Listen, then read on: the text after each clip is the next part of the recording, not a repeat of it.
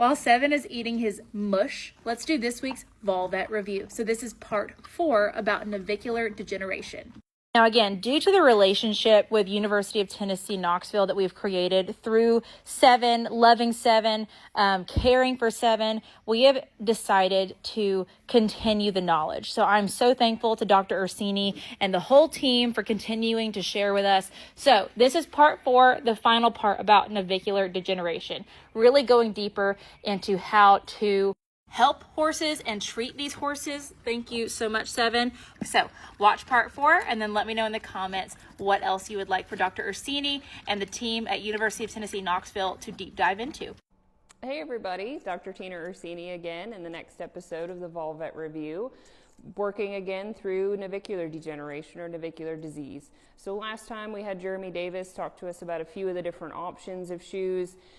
We can try and predict which type the horse is going to like, but in all honesty, in real life, sometimes the horse has to tell us. And so we try one set of package and then, see if the horse improves or at least doesn't deteriorate and then kind of go from there. So just real life kind of perspective there.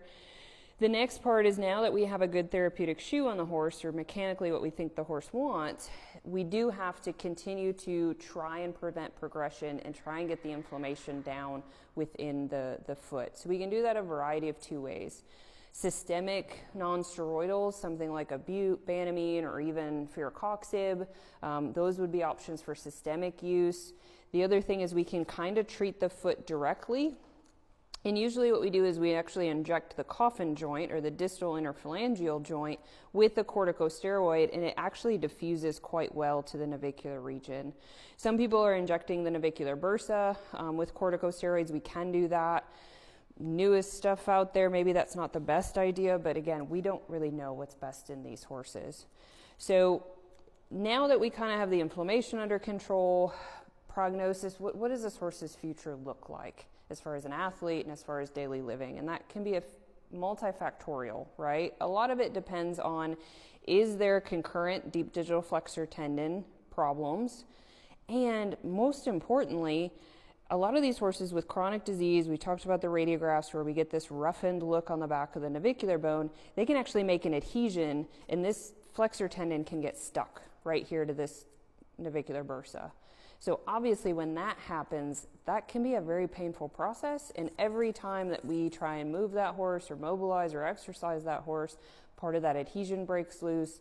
We start the process kind of over as far as the damage that's induced by this tendon. So if we do have deep digital flexor tendinopathy, fairly guarded prognosis for long-term athletic use, just because, like I like to tell people, this is not a spare part in the horse. There are some spare parts. This is not one of them. So trying to stop the progression or damage to that, and a lot of times that takes the horse being retired, and they just can't hold up to the daily cycles of things. If we don't have a lot of soft tissue injury or it seems like it's very mild, what we can do is we can stick a scope into this structure. So we actually come down the tendon sheath, we follow these flexor tendons down, and we can actually take a scope in here and clean up the dorsal edge or this dorsal border of this deep digital flexor tendon and try and establish normal gliding again. So that is secondary to an MRI. It's a lot of times what we suggest is the next step as far as diagnostics, if it seems like the horse is salvageable for an athletic career. Sometimes the damage is actually so bad that, hey, I'm sorry, like we can do everything for you, but the long-term outcome of this horse as an athlete is just not very high. So then you're talking into a breeding prospect or a pasture pet or something like that, dropping it in class, and just, keeping the horse as comfortable as possible for as long as possible. Thank you again for your watching throughout all the series. If you like kind of our content, feel free to kind of shoot us a little donation through that link in the comments. Put any questions that you have. Realize that we did, this series of navicular degeneration and, overall about 20 minutes that we as veterinarians and actually farriers talk about in weeks. So we'll have weekend or week-long symposiums just to talk about this. So very simplified approach. So if there are any questions, anything that we didn't make quite clear, we'll do another Q&A at the end, just like we did for laminitis. So keep those questions coming and then let us know what the next overall topic should be. Hope y'all enjoyed that. Let me know if you have any questions and what the next topic should be.